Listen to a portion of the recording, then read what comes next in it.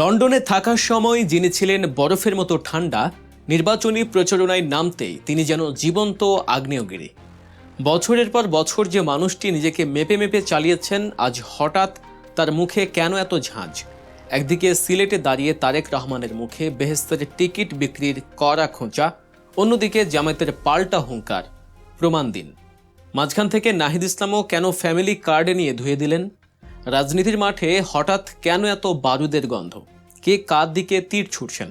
লন্ডনের সেই সংযম কি তবে পুরোটাই ছিল সাজানো কৌশল? আজকের এই ভিডিওতে আমরা ধাপে ধাপে বিশ্লেষণ করব সেসব গোপন ইশারা যা আগামী নির্বাচনের পুরো সমীকরণ পাল্টে দিতে পারে। পুরো ঘটনাটি না জানলে আপনি বুঝতেই পারবেন না পর্দার আড়ালে আসলে কি ভয়ঙ্কর খেলা শুরু হয়েছে।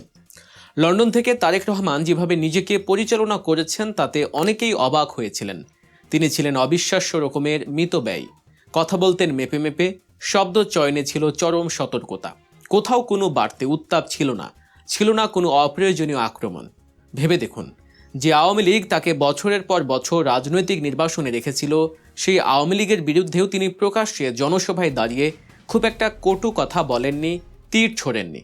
সোশ্যাল মিডিয়ায় তো এমন আলোচনাও হয়েছে যে লন্ডনে তিনি যে জুতো জোড়ো পরতেন, প্রচারণায় নেমে সেটিও নাকি বদলাননি।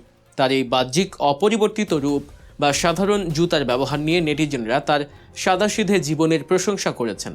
কিন্তু প্রশ্নটা উঠছে ঠিক এখানেই। পোশাক বা জুতোই হয়তো পরিবর্তন আনেনি, কিন্তু আচরণে সেই সংযম কি টিকলো, নাকি আনুষ্ঠানিক প্রচারণার বাঁশি বাজতেই আসল রূপ বেরিয়ে এলো? সিলেটের মাটিতে প্রচারণায় নেমে তারেক রহমান যে বাক্যটি ছুড়ে দিলেন, তা কি শুধুই রাজনৈতিক বক্তব্য নাকি সোজাসুজি মৌচাকে ঢিল? হাজার হাজার মানুষের সামনে তিনি বললেন, কেউ কেউ বেহেশতের টিকিট বিক্রি করে ভোট চাইছে। রাজনীতিতে সব কথা খুলে বলতে হয় না, কিছু কথা না বলা থাকলেও তার আঘাত হয় পারমাণবিক বোমার চেয়েও শক্তিশালী। তারেক রহমান নির্দিষ্ট কোনো দলের নাম নেননি, কিন্তু বাংলাদেশের ধর্ম, রাজনীতি আর ক্ষমতার সমীকরণ যারা বোঝেন তাদের বুঝতে বাকি নেই এই তীরটি কার বুকে বেঁধেছে। আর এই একটি বাক্যের ভেতরে লুকিয়ে আছে ধর্ম ও রাজনীতির মিশ্রণের বিরুদ্ধে বিষোদ্গার। তিনি কাদের বোঝালেন? জনতা কিন্তু ঠিকই বুঝে নিয়েছে। আর এখানেই তৈরি হয়েছে রাজনীতির নতুন এক মনস্তাত্ত্বিক খেলা। না বলে প্রতিপক্ষকে ঘায়েল করার এই কৌশল কি তবে দীর্ঘদিনের জমানো ক্ষোভের বিস্ফোরণ? মজার ব্যাপার হলো, এই একটি কথা রেশ কাটতে না কাটতে উত্তাপ ছড়িয়ে পড়ল রাজধানীতে। ঠিক তার পরদিন ঢাকার বুকে জনসমাবেশ করল জামায়াতে ইসলামী। মঞ্চে দাঁড়িয়ে জামায়াতের নেতারাও আর রাগ ঢাক করলেন না, তারাও নাম নিলেন না, কিন্তু ইশারা ছিল স্পষ্ট। তারা বললেন, আপনারা কি আমাদের দিকে ইঙ্গিত করে থাকেন? তবে উদাহরণ দিন, প্রমাণ দিন। হাওয়াই কথা বলে পার পাবেন না। শুধু কেউ কেউ বললে তো চলবে না। একটু লক্ষ্য করুন, এখানে কি অদ্ভুত এক ছায়াযুদ্ধ চলছে। বিএনপি সরাসরি জামায়াতের নাম নিচ্ছে না, আবার জামায়াতও সরাসরি বিএনপির নাম মুখে আনছে না, কিন্তু দুই পক্ষই জানে যুদ্ধটা কাদের মধ্যে হচ্ছে। নীরবে এই ইঙ্গিতে রাজনীতি সবচেয়ে বিপজ্জনক, কারণ এখানে উত্তেজনা বাড়তেই থাকে কিন্তু কমানোর কোনো রাস্তা থাকে না। কেউ কেউ বলছেন, এটা কি তবে পুরনো জোটের ফাটল নাকি নতুন কোনো মেরুকরণের শুরু? শুধু বিএনপি আর জামায়াতে নয়, এই যুদ্ধের ময়দানে এবার নতুন খেলোয়াড় হিসেবে নাম লিখিয়েছে জাতীয় নাগরিক পার্টি বা এনসিপি। দলটির অন্যতম মুখ নাহিদ ইসলামও কিন্তু বসে নেই। তিনিও কোনো দলের নাম নিলেন না, কিন্তু তার আক্রমণের লক্ষ্যবস্তু বুঝতে কারও অসুবিধা হয়নি। তিনি প্রশ্ন তুললেন ফ্যামিলি কার্ড নিয়ে। সরাসরি বলে দিলেন, এই ফ্যামিলি কার্ডের টাকা আসবে কোত্থেকে, কারা পাবে এই সুবিধা, নাকি এর নামে চাঁদাবাজি হবে? রাজনীতির মাঠে যারা এতদিন অভিজ্ঞ খেলোয়াড় বলে পরিচিত ছিলেন, তাদের বিরুদ্ধে কি তবে তোপ দাগলেন নাহিদ? ফ্যামিলি কার্ড বিএনপির প্রতিশ্রুত একটি জনপ্রিয় প্রজেক্ট। সেই প্রজেক্টের স্বচ্ছতা, অর্থায়ন এবং বন্টন প্রক্রিয়া নিয়ে প্রশ্ন তুলে নাহিদ ইসলাম কি বুঝিয়ে দিলেন যে আগামী দিনের রাজনীতিতে তারাও কাউকে ছেড়ে কথা বলবেন না?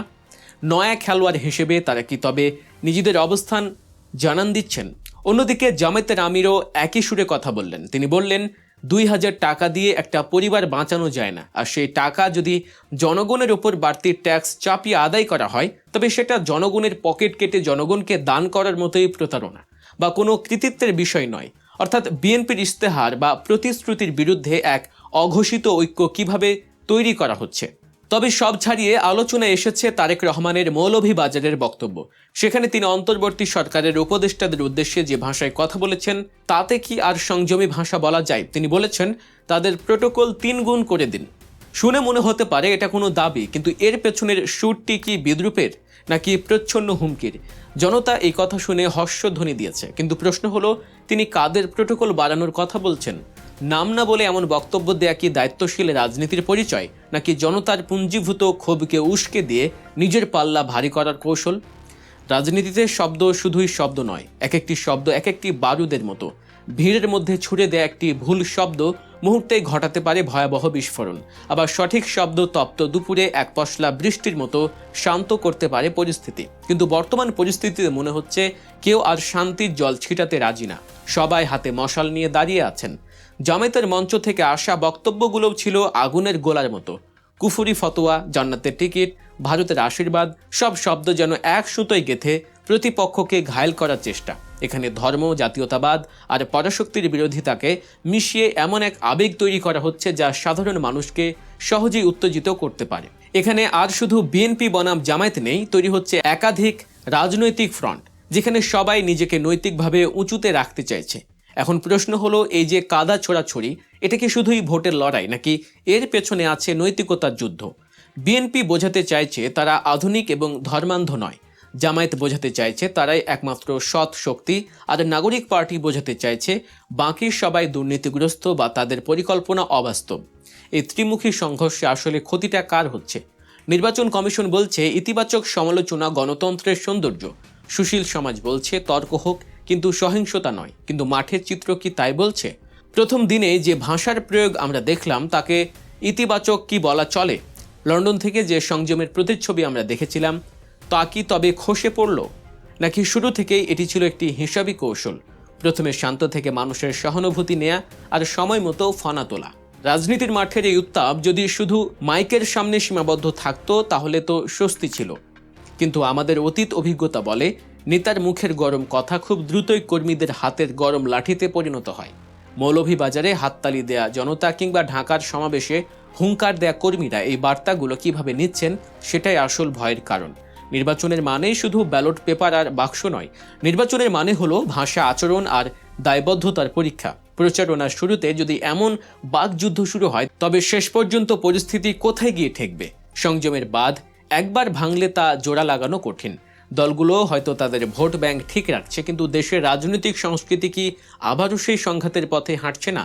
তারেক রহমান, জামায়াত কিংবা নাগরিক পার্টি সবাই যার যার জায়গা থেকে বারুদ ছুটছেন, আর সেই বারুদের প্রথম স্ফুলিঙ্গটা ইতিমধ্যেই আমাদের গায়ে এসে পড়েছে। এই আগুনের উত্তাপ কি গণতন্ত্রকে মজবুত করবে নাকি পুড়িয়ে ছাই করে দেবে, সেটাই এখন দেখার বিষয়। প্রথম দিনের এই তর্ক যুদ্ধই বলে দিচ্ছে এই নির্বাচন মোটেই রাজনৈতিক সৌন্দর্যের ধার ধারবে না। দর্শক, আপনার কি মনে হয় তারেক রহমানের এই আক্রমণাত্মক রূপ কি সঠিক কৌশল, নাকি জামায়াতের দাবি যৌক্তিক? ফ্যামিলি কার্ড নিয়ে নাহিদের প্রশ্ন কি যথার্থ? কমেন্ট করে জানান আপনার মতামত। আর হ্যাঁ, রাজনীতির এমন সব গভীর বিশ্লেষণ মিস করতে না চাইলে গল্প নিউজ সাবস্ক্রাইব করতে ভুলবেন না। দেখা হচ্ছে পরের ভিডিওতে। আল্লাহ হাফেজ।